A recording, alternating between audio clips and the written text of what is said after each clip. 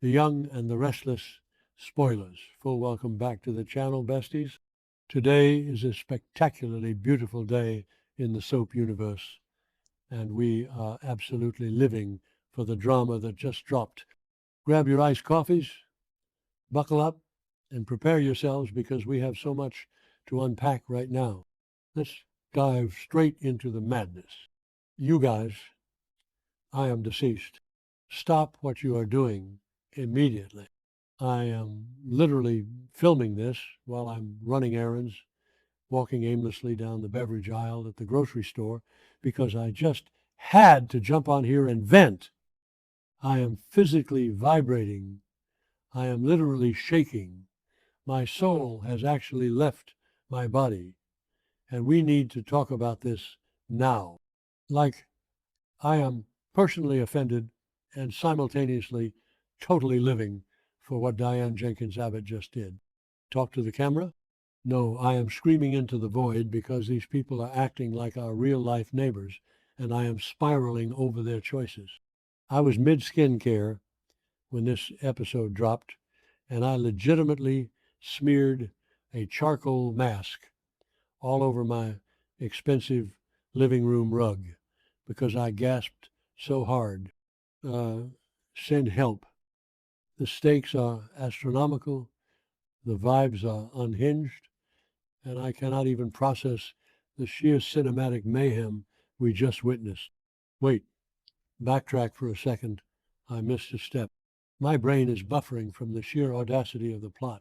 Let's remember that Diane has been locked in this creepy, claustrophobic, barred window basement by that absolute freak, Dr. Lawrence Markham. Bestie, be for real right now. This man is officially on my do not perceive list. I am so done with him.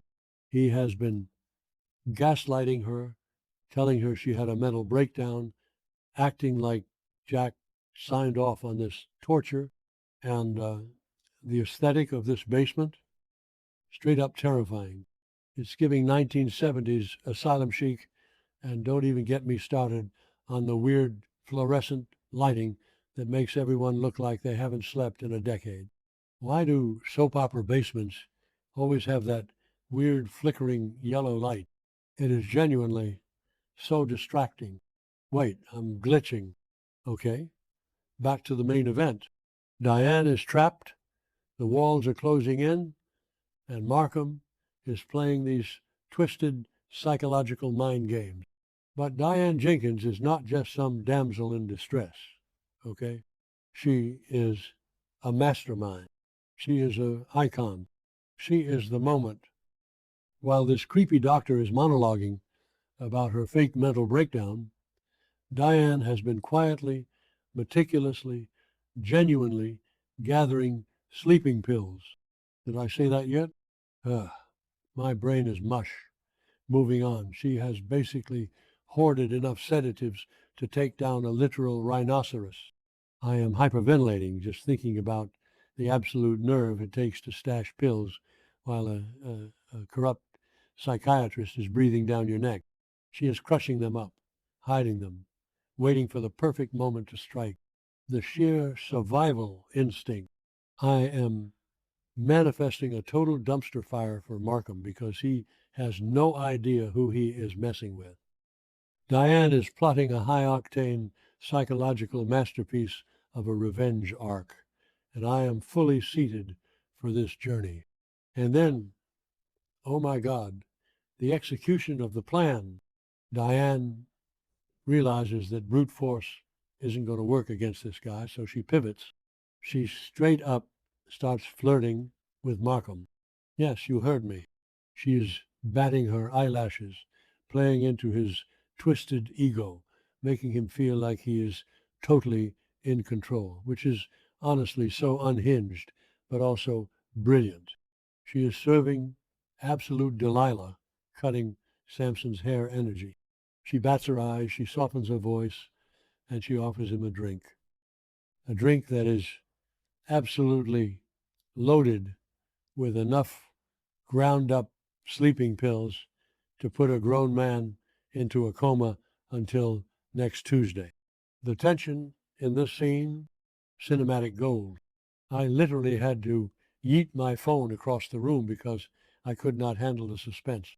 Markham is looking at her with this smug, creepy smile, completely falling for the trap. The villain arc is about to go nuclear. I'm calling it right now. Oh, hold on. I should have mentioned this earlier. But while Diane is fighting for her life in the basement of doom, Jack and Kyle are basically losing their minds trying to find her.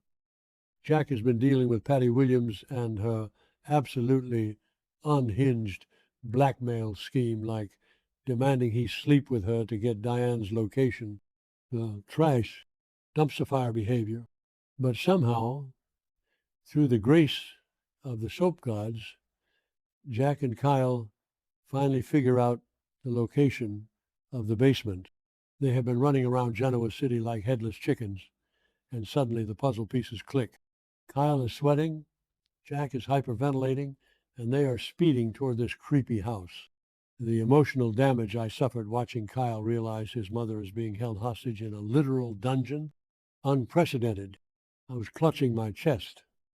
So Jack and Kyle don't just kick the door down themselves, which, honestly, growth. They actually call the cops. And miraculously, the Genoa City Police Department actually listens to Jack Abbott. They believe him. The police set up this whole tactical ambush outside the house. We get these dramatic, sweeping camera shots of the squad cars pulling up silently, the flashing red and blue lights reflecting off the wet pavement. It is so moody, so dark, so atmospheric. Jack is standing there, looking like he is about to physically, spontaneously combust from the stress. Kyle is pacing, looking like a total wreck. The cops are stacking up outside the door, getting the battering ram ready. The juxtaposition of the police outside and Diane inside, playing a deadly game of cat and mouse. Masterclass in tension. I am genuinely unwell. Let's cut back to the basement because my heart rate is currently at 150 BPM. Markham is holding the glass. The glass with the lethal dose of sleepy time dust. Diane is smiling at him, but her eyes are screaming. The camera zooms in on the rim of the glass. He brings it up to his lips. He is breathing in the scent of his own demise. Diane is holding her breath, and I am holding my breath right along with her.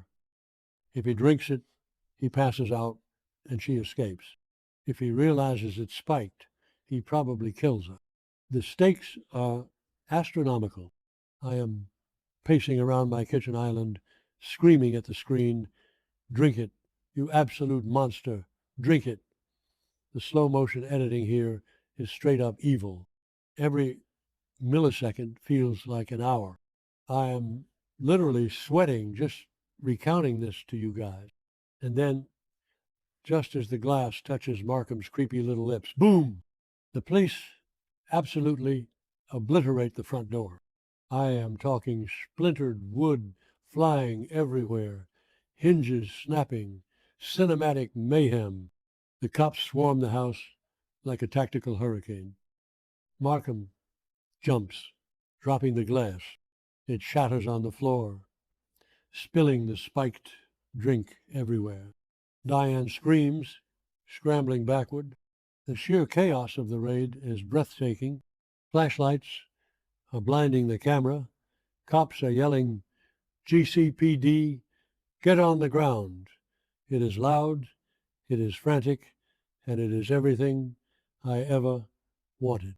I am physically vibrating from the adrenaline, the timing. If they had been 2 seconds later, he would have drank it. But no, we get the aggressive, door-kicking justice. Instead, bestie, watching doctor.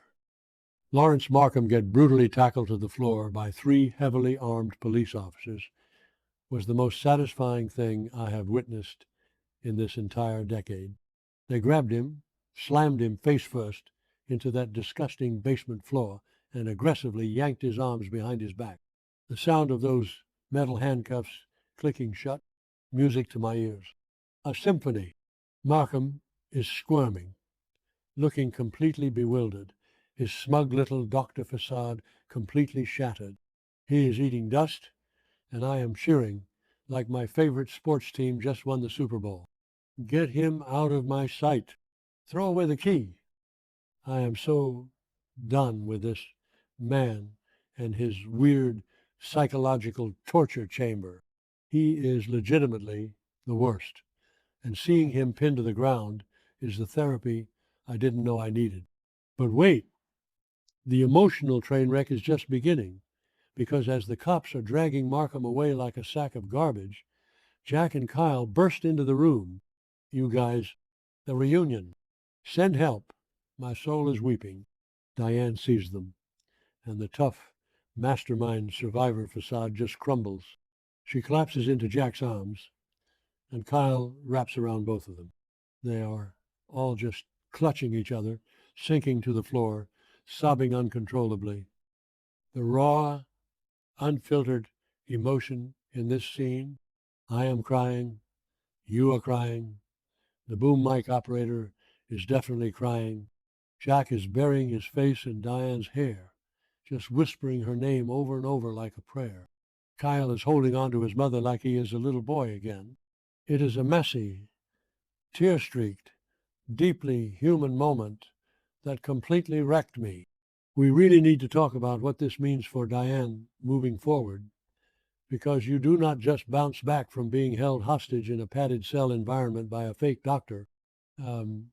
She was literally fighting for her life using crushed up pills and a letter opener. The psychological damage is going to be massive. I am calling it, we are going to see a completely different Diane after this. She is going to be paranoid. She is going to be traumatized. And honestly, she has every right to be. She survived purely on her own grit and manipulation skills. She played the villain's game and was winning before the cavalry even arrived. But the aftermath, it's going to be a long, dark road. I am manifesting a major healing arc, but knowing this show, it's going to be a total emotional roller coaster. Did I say that yet? Ugh, my brain is mush. Moving on, and don't even get me started on the vibes between Jack and Kyle right now. Yes, they saved her, but the guilt they are going to carry for taking so long, genuinely astronomical. Jack was out here dealing with Patty Williams, trying to recreate yacht magic while his wife was locked in a basement. The absolute horror Jack must feel, knowing how close he came to losing her forever, all while he was being blackmailed by his unhinged ex. Kyle is going to be incredibly overprotective now. The Abbott family dynamics are going to shift so hard. They thought she abandoned them. They thought she ran away, and the reality was so much darker. The existential dread of realizing you doubted someone who was actually in mortal danger. Oof. I am too unwell to handle the gravity of these events. I am straight up spiraling just thinking about Jack's internal monologue right now. Wait, I just remembered. What about Patty Williams? She paid this guy off. Is she going to get arrested too? Oh my gosh. My mind is racing in a million different directions. But seriously, the fallout from this bust is going to be epic. Markham is in custody, but will he talk? Will he reveal Patty's involvement? Will he reveal his true identity if he really is Martin Laurent? The lore is so deep right now that my grip on reality is slipping.